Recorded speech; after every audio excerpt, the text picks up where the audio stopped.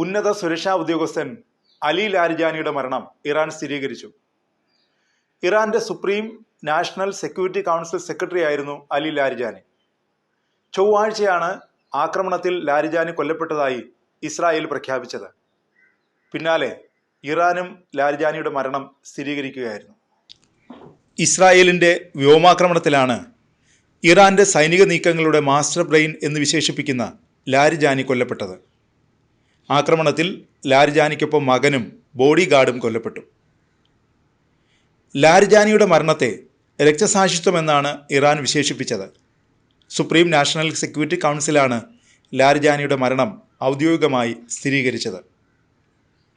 ഇറാന്റെ ദേശീയ സുരക്ഷയിലും ന്യൂക്ലിയർ പോളിസിയിലും നിർണായക പങ്കുവഹിച്ചയാളാണ് ലാരിജാനി. പ്രത്യേകിച്ച് ഇറാന്റെ ന്യൂക്ലിയർ പോളിസിയിൽ അതിനിർണായകമായ പങ്കാണ് ലാരിജാനിക്കുള്ളത്. ഇറാനിലെ ഉന്നത നേതൃത്വത്തെ ലക്ഷ്യമിട്ടാണ് ഇസ്രായേൽ ആക്രമണം നടത്തുന്നത്.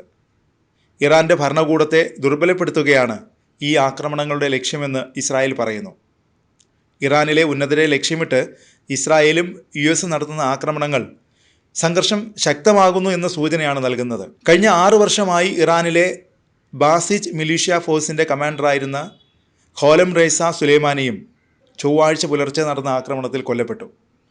ഇറാനിലെ ഇസ്ലാമിക് റവല്യൂഷണറി ഗാർഡ് കോർപ്സാണ് അദ്ദേഹത്തിൻ്റെ മരണവും സ്ഥിരീകരിച്ചത്. മിസാൻ വാർത്താ ഏജൻസി വഴിയാണ് മരണങ്ങൾ ഇറാൻ അധികൃതർ സ്ഥിരീകരിച്ചത്.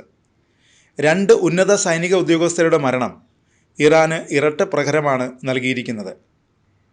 ഇറാന്റെ ഭരണ നേതൃത്വത്തെ ദുർബലമാക്കുക എന്ന ലക്ഷ്യത്തോടെയാണ് ആക്രമണമെന്ന് ഇസ്രായേൽ പ്രധാനമന്ത്രി ബെഞ്ചമിൻ നെതന്യാഹു വ്യക്തമാക്കി.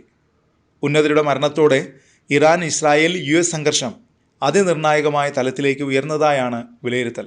ഉന്നത നേതാക്കളുടെ മരണത്തിന് പിന്നാലെ ശക്തമായ തിരിച്ചടി തുടരുമെന്ന് ഇറാൻ പ്രഖ്യാപിച്ചു. തൊട്ടു പിന്നാലെ ബുധനാഴ്ച പുലർച്ചെ ഇസ്രായേലിനെ ലക്ഷ്യമിട്ട് കനത്ത ആക്രമണം ഇറാൻ നടത്തി. ഇസ്രായേൽ തലസ്ഥാനമായ ടെൽ അവീവ് ലക്ഷ്യമിട്ടായിരുന്നു ആക്രമണം. ക്ലസ്റ്റർ വാർഹെഡുകൾ ഉപയോഗിച്ചാണ് ഇറാൻ ആക്രമണം നടത്തിയതെന്നാണ് റിപ്പോർട്ടുകൾ. ഇസ്രായേലിൻ്റെ വ്യോമപ്രതിരോധ സംവിധാനങ്ങളെ പോലും മറികടക്കാൻ ഇവയ്ക്ക് ശേഷിയുണ്ടെന്നും റിപ്പോർട്ടുകൾ പറയുന്നു. ഈ ക്ലസ്റ്റർ ആക്രമണം ഇസ്രായേലിന് തലവേദനയാകുമെന്നാണ് വിലയിരുത്തൽ. മിസൈൽ ലക്ഷ്യസ്ഥാനത്തിന് തൊട്ടുമുകളിലെത്തുമ്പോൾ നിരവധി ചെറുബോംബുകളായി താഴേക്ക് പതിക്കും. ഇതാണ് ക്ലസ്റ്റർ ആയുധങ്ങളുടെ പ്രത്യേകത. ഇതിനെ പ്രതിരോധിക്കുക ബുദ്ധിമുട്ടാണെന്നാണ് വിദഗ്ധർ പറയുന്നത്.